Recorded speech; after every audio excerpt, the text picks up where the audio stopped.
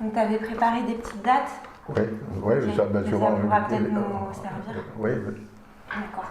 Il y a ton café ici. Non, ouais, non, c'est vrai. Et le Tiens, il est là-bas. On a retrouvé Joseph chez son fils, à côté de Valence, dans une ambiance très accueillante. Je me suis rapidement rendu compte que Joseph était très content de parler. J'ai eu l'impression qu'il revivait ses souvenirs. J'avais devant moi un petit garçon, puis un adolescent, puis un jeune homme, qui racontait avec ses mots sa vie. Il semblait presque amusé qu'on s'intéresse à ça. Son histoire qu'il raconte comme si elle était très banale. Il était loin de s'imaginer que pour moi, c'était un cadeau, une sorte de séance de rattrapage. Et j'essayais de lui poser les questions que j'aurais aimé poser à mon grand-père.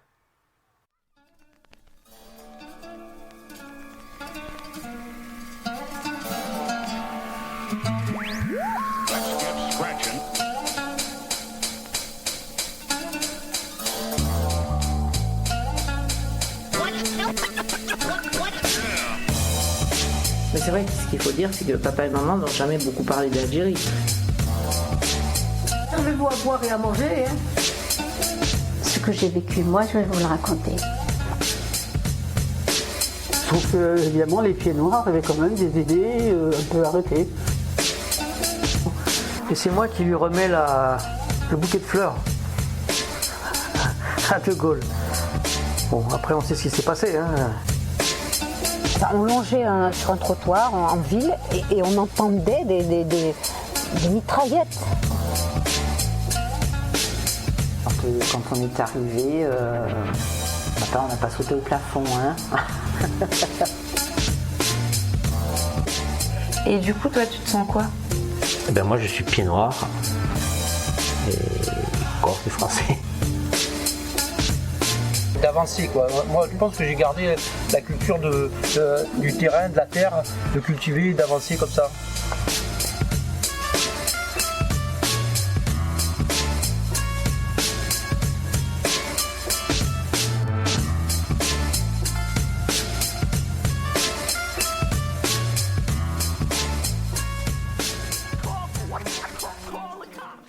Oui, ben, pose des questions, puis je répondrai. Cet épisode s'intitule « La vie là-bas, l'enquête continue ». Je suis né dans la maison familiale à Fédère, mais non, on ne m'a pas raconté comment que ça s'était passé. Je suppose que c'était le 7e enfant, alors ça a dû bien se passer. Voilà. Puis après, ben, je suis resté à Fédère jusqu'à 10-11 ans. J'étais plus souvent avec le garçon d'écurie, celui qui s'occupait des bêtes et tout. J'allais avec lui, il me laissait conduire la carriole. Enfin, c'était toujours le même trajet. Alors la jument, elle connaissait le trajet mieux que moi. Mais enfin, du fait que je tenais les guides, j'étais content. Et puis bon, l'employé là, il était bien gentil. Alors je restais 2 ou 3 heures avec lui. C'était ma distraction. Il s'occupait de nettoyer les écuries, les tables, même le poulailler. Puis c'est lui qui amenait les nourritures, quoi. Et puis je pense que quand maman était en vie, quand elle avait besoin de lui, elle devait lui demander de l'aide. Et il était assez serviable, quoi. Ton père, il avait des chevaux? Oui. C'était des chevaux pour quoi faire? Pour labourer. Oui, c'était exclusivement pour labourer. 7 ou 8. Par contre, après, quand votre grand-père il s'est installé à 50, lui, il en avait un peu plus. Des chevaux, toujours oui. pour labourer? D'accord. L'année 50, ils ont créé une coopérative. Une coopérative, c'est-à-dire qu'ils se mettaient à plusieurs pour acheter du matériel et en fonction de celui qui avait besoin. Alors, mais sinon, au départ, ils travaillaient qu'avec des chevaux. Puis il y avait des vaches aussi, des vaches pareilles, pas beaucoup, 5-6. Pour le lait? Oui. D'accord. Ouais, puis sinon après, je m'amusais avec les cousins, puis après, comme ils sont partis assez rapidement en France, la famille Fac, après je m'amusais beaucoup avec des petits Algériens, surtout au ballon, quoi. Jusqu'au mois de juin 47, là, j'ai été à l'école primaire à Fédère, c'est-à-dire 2 ou 3 ans. Et après, au mois d'octobre 1947, je suis parti à l'école à Relisane, en pension, avec Raymond. Et là, j'y suis resté 5 ans. Et c'est parce que votre maman était décédée? Oui, elle était décédée au mois de décembre 1946.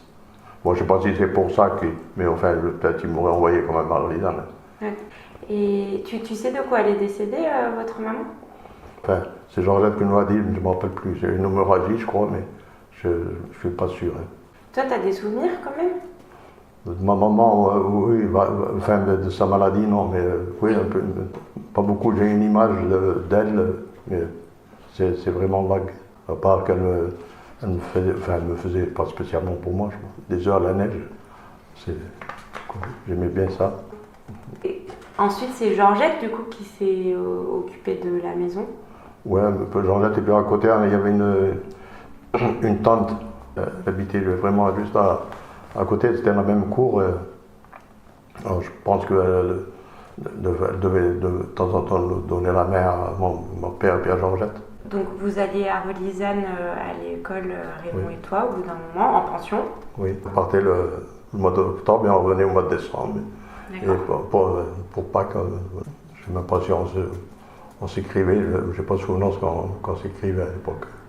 Tu as des souvenirs du pensionnat, j'imagine? On allait souvent à la messe. Bon, tous les dimanches déjà, on allait à la messe. Le dimanche, en fin de journée, il y avait les vêpres. Le mois de mai, le mois d'octobre, tous les soirs, c'était aussi les vêpres. Quand il y avait le mois de Marie et puis le mois d'octobre, je ne sais pas pourquoi c'était.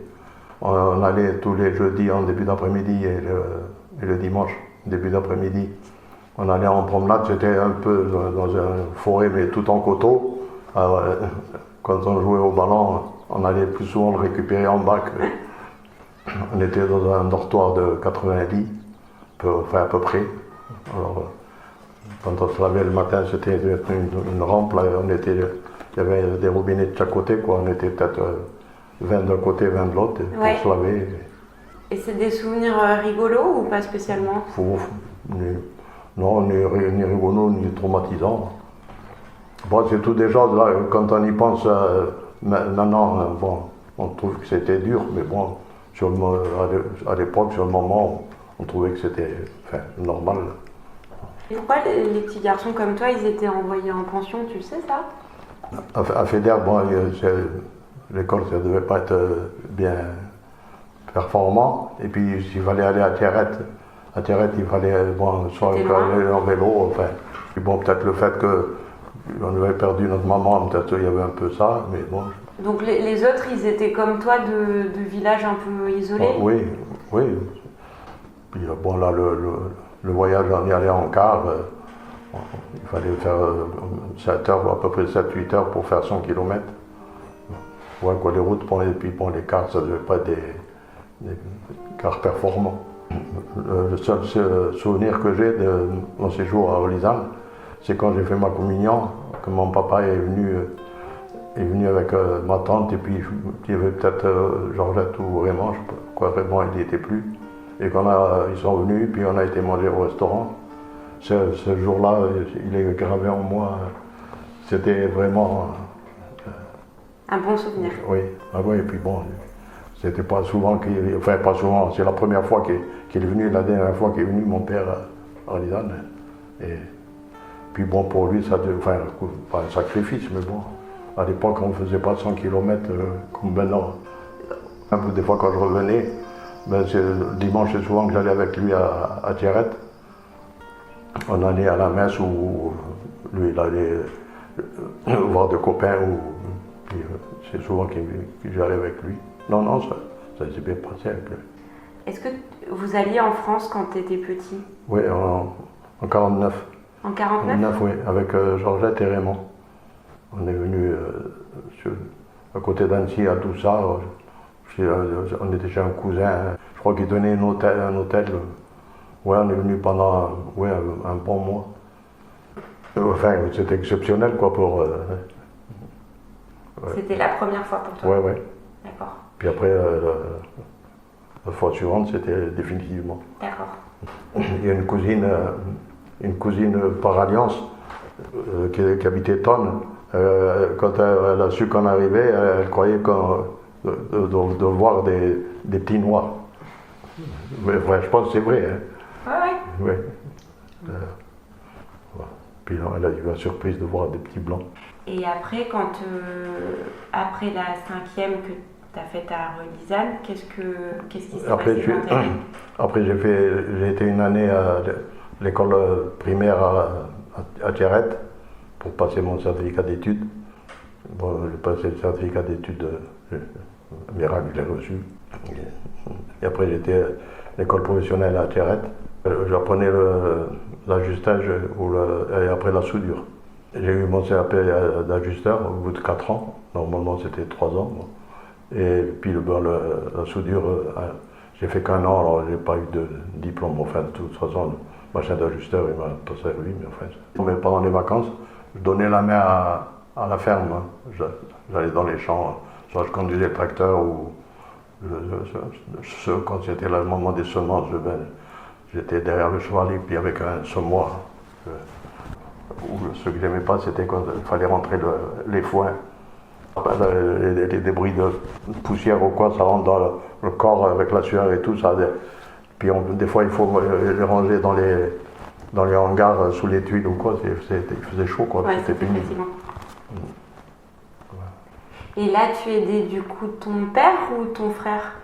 Ouais, ben c'était pour Raymond, votre grand-père Roger, c'était tout. Ils travaillaient tous ensemble. Hein. Mon grand-père a toujours su que ce qu'il aimait, c'était le travail de la terre.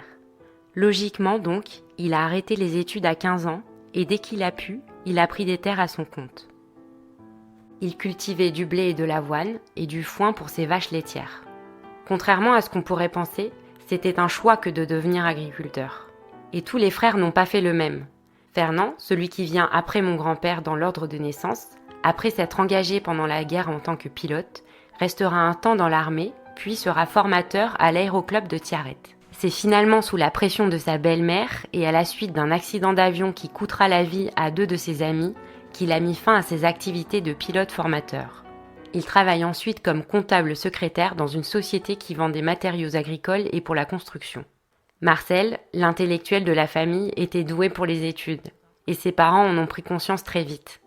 Il est envoyé dans la meilleure école primaire du coin, hébergé par des cousins éloignés, puis au collège et au lycée en internat à Mostaganem, à environ 150 km de Thierrette.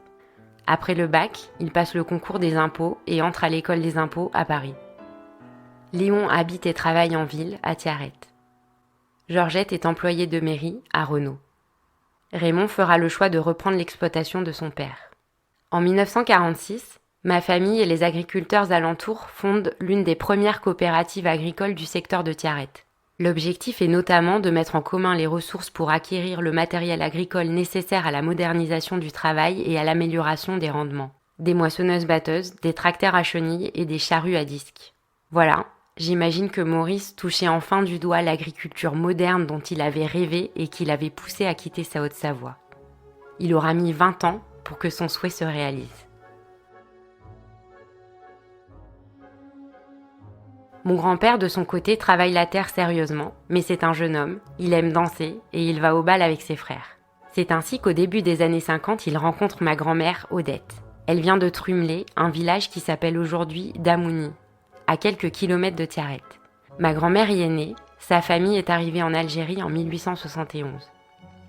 Je suis d'ailleurs tombée par hasard sur leur avis de mariage dans l'Écho d'Oran daté du 7 septembre 1951. Je cherchais bien autre chose, mais c'était émouvant de tomber sur cet avis.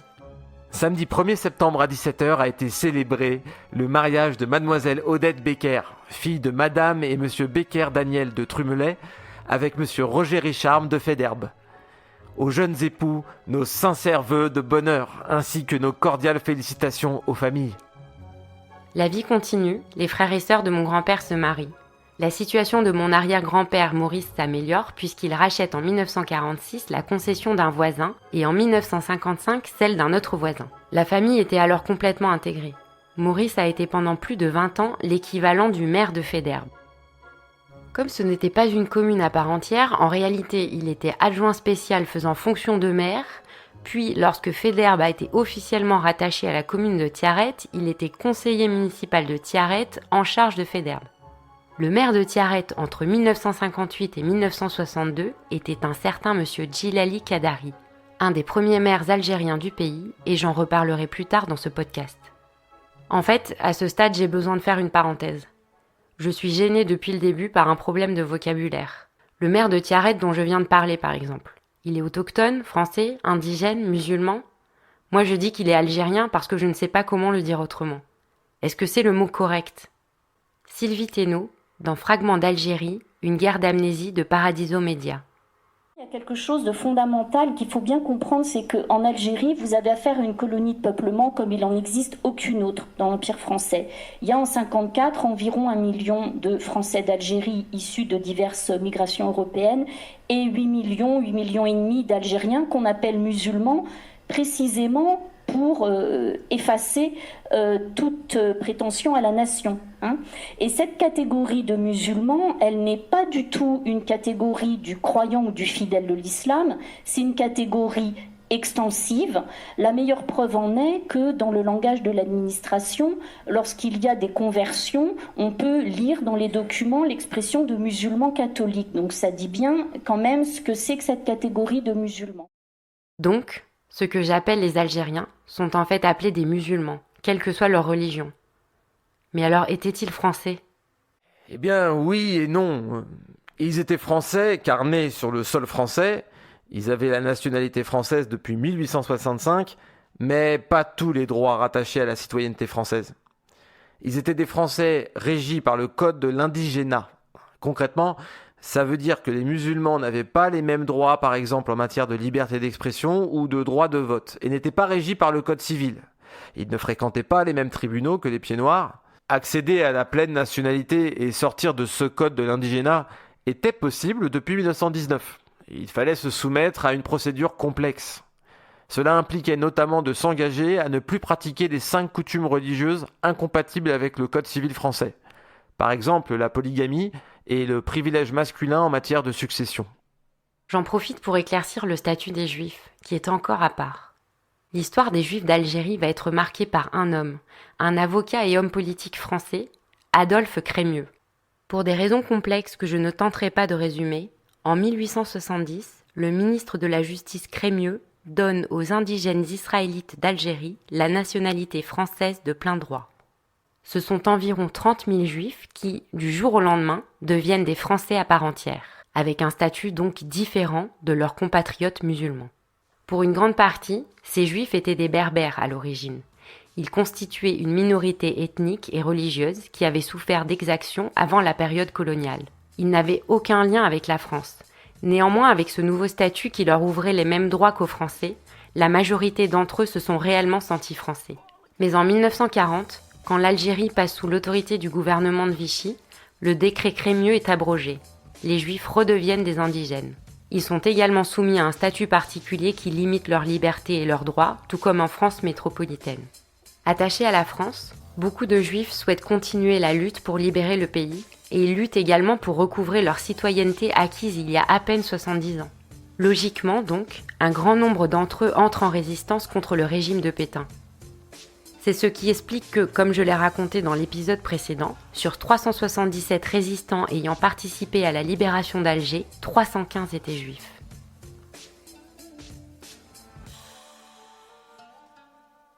Reprenons le fil de l'histoire. Je cherchais à comprendre comment était la vie de ma famille à Faidherbe. Vous vous souvenez de Marcel, le frère de mon grand-père qui était l'intellectuel de la famille? Il est parti vivre à Paris et il y a rencontré une Parisienne, Gisèle, sa future femme. Gisèle a gentiment accepté de me raconter cette histoire et de me donner son regard sincère sur sa belle famille et ses coutumes. Moi, je l'ai rencontré en 1948. Donc vous êtes rencontrés à Paris? Oui, aux impôts, tous les deux. Ah ben, lui était à l'école des impôts, oui. Okay. Et moi, je travaillais comme employé de bureau. On s'est mariés en 1954. Et c'est là que j'ai débarqué, après notre mariage. Je suis allé là-bas le premier été. C'est la première fois que je suis allé en Algérie, je ne connaissais pas du tout. Je connaissais pas du tout la vie.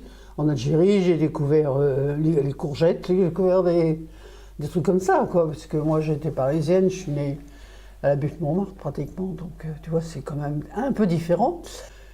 J'avais un peu peur. Et d'ailleurs, paraît-il qu'ils avaient aussi se posé des questions sur Marcel, un de leurs enfants qui avait épousé une Parisienne.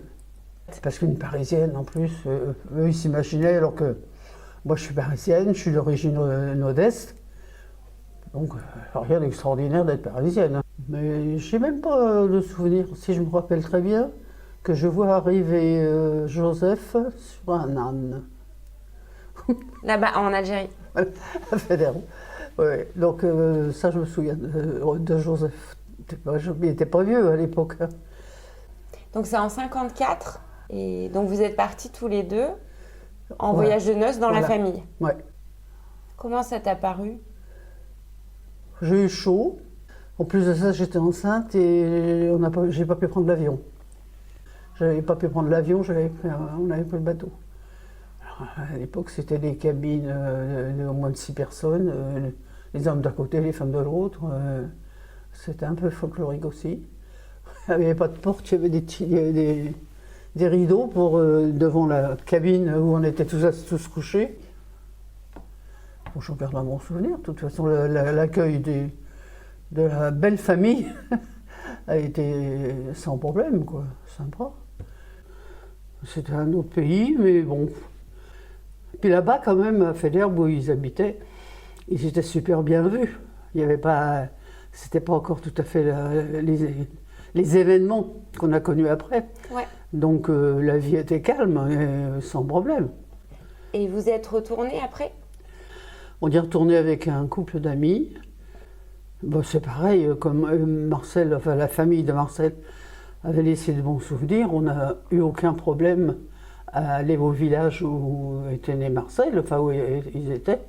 Et on a même pu visiter sa maison natale, enfin, tout ça. Donc l'accueil a été vraiment super. Et comment c'était justement d'être la parisienne dans une famille pieds noirs? Oh, ça a été, j'ai pas eu... Enfin, sauf que, évidemment, les pieds noirs avaient quand même des idées un peu arrêtées. Par exemple, les femmes, c'était à la maison. Parce que normalement, un homme doit pouvoir faire vivre sa famille. S'il ne peut pas, c'est pas un homme. Mais toi, tu travaillais? Moi, je travaillais. Quand on s'est connus, on travaillait, parce que je travaillais aux impôts. Mais dès que j'ai attendu la deuxième, c'est-à-dire Mario, j'ai arrêté de travailler. Et au début, j'avais même pas de droit au carnet de chèques. Hein. Oui, c'était carrément le pied noir, quoi. Ce que tu dis, c'est qu'ils étaient davantage conservateurs, traditionnels que la société française. Oui, je pense, oui. Ouais. Mais bon, on s'y fait. Par exemple, ils ne voulaient absolument pas que je me maquille. Une fois, j'avais mis du rouge à lèvres, je sais pas. J'ai voulu l'embrasser, il m'a dit « va te laver ». Voilà. Pas de pantalon. Ah oui. Ah oui, la femme, jamais de pantalon. Oui, tu vois, il y a des choses quand même qui tenaient des pieds noirs. D'accord. Enfin, je le crois.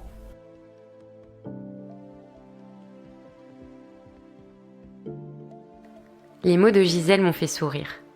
Elle n'a pas la langue dans sa poche. J'ai du mal à l'imaginer dans ce schéma de famille si traditionnel. Et je n'avais jamais envisagé ma famille avec ce côté conservateur. En tout cas, je ne l'ai jamais ressenti. Peut-être parce que j'ai été élevée par la 3e génération. Celle qui est née en Algérie et qui a grandi à une autre époque, avec l'Algérie à la fois très présente et très absente. Et qu'est-ce qui reste comme souvenir de l'Algérie à cette génération ? À suivre.